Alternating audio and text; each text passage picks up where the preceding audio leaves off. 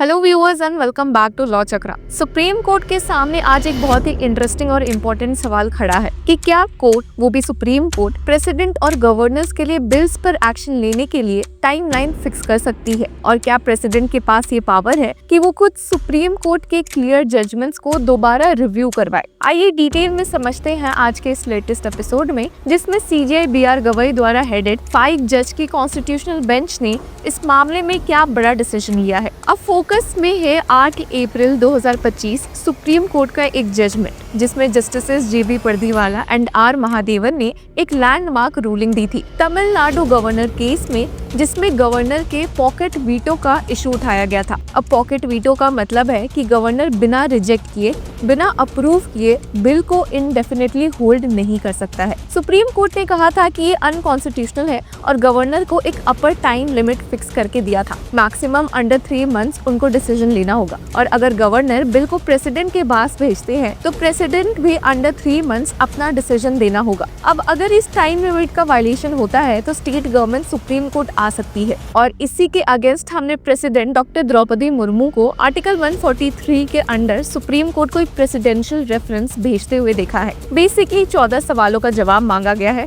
जो गवर्नर्स और प्रेसिडेंट के बिल्स पर एसेंट या रिफ्यूजल के पावर से रिलेटेड है। अब इसी रेफरेंस का एक की क्वेश्चन भी है कि क्या जुडिशरी कॉन्स्टिट्यूशनल अथॉरिटीज जैसे प्रेसिडेंट और गवर्नर के पावर एक्सरसाइज करने के प्रोसेस पर जुडिशियली प्रिस्क्राइब्ड टाइमलाइन फिक्स कर सकती है। अब इस मैटर को सुन रही है एक 5 जज कॉन्स्टिट्यूशन बेंच, जिसमें है CJI BR Gavai, who is presiding this bench, justice Suryakant, Vikram Nath, PS Narasimha and AS Chandorkar. और लास्ट हियरिंग में सुप्रीम कोर्ट की इस कॉन्स्टिट्यूशनल बेंच ने यूनियन के साथ साथ स्टेट गवर्नमेंट सबको इस केस में नोटिस इशू किया था, और 29 जुलाई यानी कि आज next date of hearing fix की थी। अब इस हियरिंग के ठीक पहले केरला और तमिलनाडु दोनों स्टेट्स ने कोर्ट को एप्लीकेशन दी है कि ये प्रेसिडेंशियल रेफरेंस मेंटेनेबल ही नहीं है। केरला स्टेट का कहना है कि इन 14 में से 11 सवालों के जवाब ऑलरेडी सुप्रीम कोर्ट दे चुकी है अपने 3 लैंडमार्क जजमेंट्स में, और ये 3 लैंडमार्क जजमेंट्स है Telangana versus secretary to governor 2023, Punjab versus principal secretary to governor 2023, Tamil Nadu versus governor of Tamil Nadu 2025। अब केरला का ये कहना है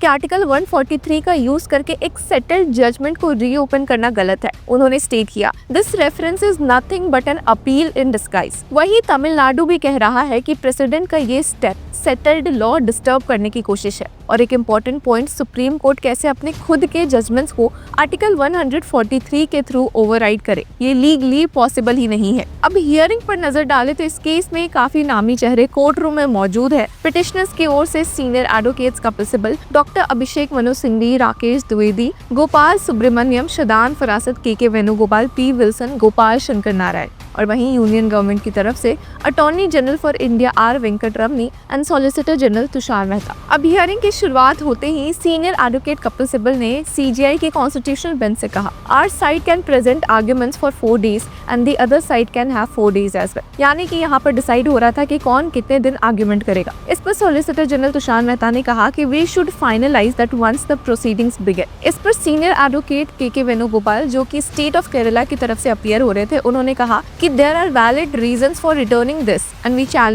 challenge its maintainability। और यहीं पर सीनियर एडवोकेट कपिल सिब्बल ने कहा कि miss Nisha Rohatgi will serve as the nodal counsel representing our side. और वहीं सॉलिसिटर जनरल तुषार मेहता ने कहा कि Aman Mehta will act as the standing counsel for our side. इस पर CJI BR गवई ने पहले तो सीनियर एडवोकेट KK वेणुगोपाल को कहा कि yes you will be allotted 30 minutes for your arguments, और जिसके साथ ही उन्होंने डिसाइड किया कि इस डेट की हियरिंग कब होगी। उन्होंने कहा कि all parties must submit their written submissions by August 12 for coordination we designate miss Nisha Rohatgi as the nodal counsel for the parties opposing the reference. और हियरिंग कमेंस होगी, स्टार्ट होगी August 19 से। CJI BR गवई ने ये भी कहा कि the court will first address the issue of maintainability. Those opposing the reference will present the arguments on August 19, 20, 21 and 26, while those supporting it will be heard on August 20, September 2, 3 and 9. The schedule must be strictly adhered to and all parties are expected to conclude their arguments within the allotted time। यानी कि supreme court ने इस मामले में finally एक timeline fix कर दी है जिसके बीच में ये केस हियर होगा और जजमेंट भी रिजर्व होगा। और सुप्रीम कोर्ट की एक्टिवनेस से ये तो साफ है कि वो प्रेसिडेंट के रेफरेंस का जवाब देना चाहते हैं, यानी ये हियरिंग काफी हाई स्टेक्स है। ये केस सिर्फ एक टेक्निकल लीगल सवाल नहीं है, इससे स्टेट्स के डेमोक्रेटिक राइट्स, गवर्नर और प्रेसिडेंट के रोल्स और इवन कॉन्स्टिट्यूशन के बैलेंस ऑफ पावर पे डायरेक्ट इम्पैक्ट पड़ता है। अब सुप्रीम कोर्ट ने डिसाइड किया है कि वो सबसे पहले इस प्रेसिडेंशियल रेफरेंस के मेंटेनेबिलिटी पर आर्गुमेंट सुनेंगे। अब जैसे कि हम जानते हैं, प्रेसिडेंशियल रेफरेंस का ट्रिगर हुआ सुप्रीम कोर्ट के अप्रैल 8 के जजमेंट से, जो Tamil Nadu state versus governor case में आया था। इस जजमेंट में सुप्रीम कोर्ट ने क्लियरली बोला कि आर्टिकल 200 के अंदर टाइम लिमिट का एब्सेंस इसका मतलब नहीं है कि गवर्नर बिल्स को इंडेफिनिटली डिले कर सकते हैं। Justices JB Pardiwala and R Mahadevan की बेंच ने होल्ड किया कि गवर्नर को रीजनेबल टाइम के अंदर एक्ट करना होगा और कॉन्स्टिट्यूशनल साइलेंस को डेमोक्रेटिक प्रोसेस को स्टॉल करने के लिए यूज नहीं किया जा सकता। सुप्रीम कोर्ट ने कहा था कि though no timeline is prescribed in the article 200, the same can not be constitute as conferring untrammelled discretion on the governor to withhold action on bills presented by the state legislature. अब इसी judgement में court ने governor के लिए timeline prescribe की और बोला कि आर्टिकल 201 के अंडर प्रेसिडेंट के डिसीजंस भी जुडिशियल रिव्यू के स्कोप के अंदर आते हैं। अब कोर्ट ने ऑब्जर्व किया था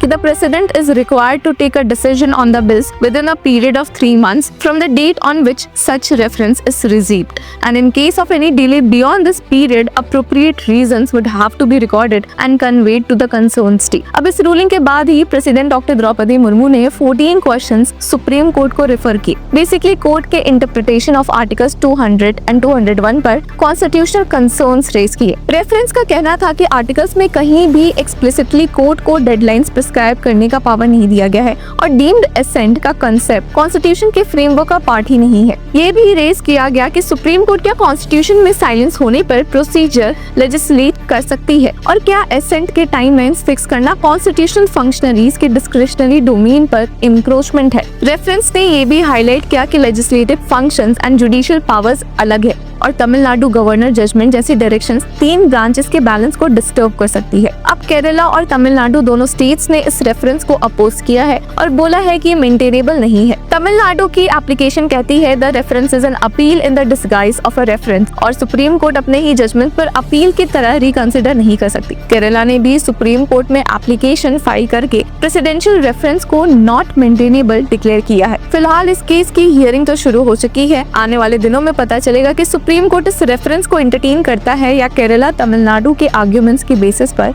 इसे अनआंसर्ड वापस भेज देता है। आपको क्या लगता है, प्रेसिडेंट का ये स्टेप जेन्युइन क्लैरिफिकेशन के लिए है या एक सेटल्ड इशू को दोबारा खोलने की कोशिश? और सबसे बड़ी बात, क्या सुप्रीम कोर्ट खुद अपने ही क्लियर किए हुए इश्यूज को दोबारा ओपन करेगा? ये देखना बहुत इंटरेस्टिंग होगा। तो व्यूअर्स, आपकी क्या राय है हमें कमेंट सेक्शन में जरूर बताएं और तब तक के लिए कीप फॉलोइंग लॉ चक्रा।